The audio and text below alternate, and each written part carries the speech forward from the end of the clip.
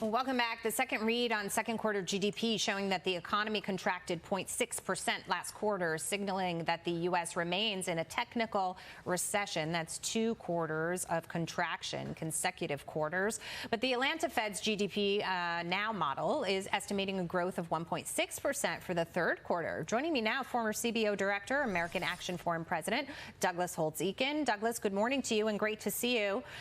You say the U.S. is likely not in recession, and people are overly focused on the health of households and consumer spending. Tell me more, because there are some concerns that we still have headwinds ahead. Well, certainly we're not in a recession right now. The recession is a broad, across all sectors of the economy, and sustained downturn in economic activity. We've had 2 readings of negative GDP growth, that's true, but the first quarter was really driven by a very anomalous net export and inventory number. It's really a statistical artifact. Underneath it, the economy was growing at a real solid pace. So we haven't seen 2 consecutive quarters, in my view, and we also don't have the breadth and depth that you would see in a recession. We've got a labor market that's producing a couple 100,000 jobs every month. It's hard to call that a recession. So nevertheless, you're right about the headwinds. This isn't a boom by any means. We're getting mixed readings on the economy, and we have a Federal Reserve that has promised to finish the job, raise rates, tighten financial conditions as necessary to control inflation, and that runs the real risk of a genuine recession late this year, early next year. Okay. And I would be concerned about that. And that makes a lot of sense, because there is a lag effect on Jerome Powell and his raising rates, the impact that has on the market. You point to the labor market as being one of the strong bright spots right now, and I agree with you. We're going to get a jobs report out on Friday. Might not be a terrible report, may not see a change, but in the coming months, that's where we could see the impact of rising rates, correct? No question. One of the things to look for tomorrow in the JOLTS data is whether a lot of those job openings are disappearing. Last month, 600,000 job openings just disappeared. So businesses are figuring it out. The future is not rosy. We're not going to have as many people. Let's pull back on these openings. That's the first step. The second step is actual layoffs. We haven't seen that yet, and we would hope not to, but that's the real risk that we run. That's the pain to American businesses and households that the chairman was talking about on Friday.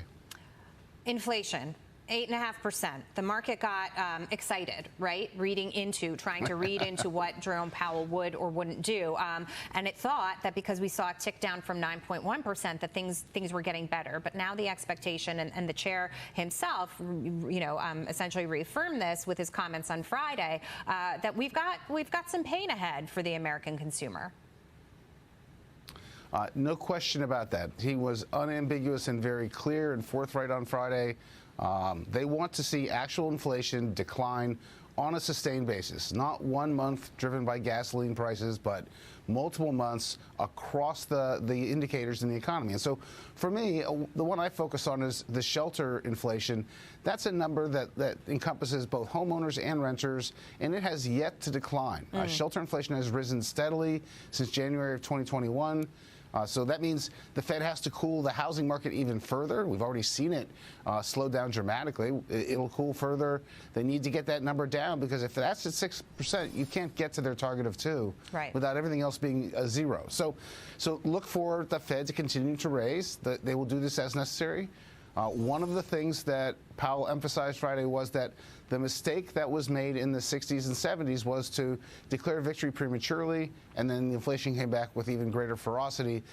He has promised not to let that happen. So get ready for the Fed to finish this job, and meanwhile, keep track of how businesses are doing. What's the investment spending outlook look like? That's typically where you see the slowdown that leads to a recession. Well, not in the household sector. I have been keeping track of it, as a matter of fact, because you're right. What happens is you see a headline here, you see a headline there, and you're not really looking at things in the larger picture, the larger scope of things. But for example, in technology, there have been a lot of warnings from tech companies about what the future looks like, bringing guidance down, either laying off in small numbers right now or saying we're implementing these hiring freezes. And when you start to make a larger list, it's actually pretty long, Douglas, and that is my biggest concern.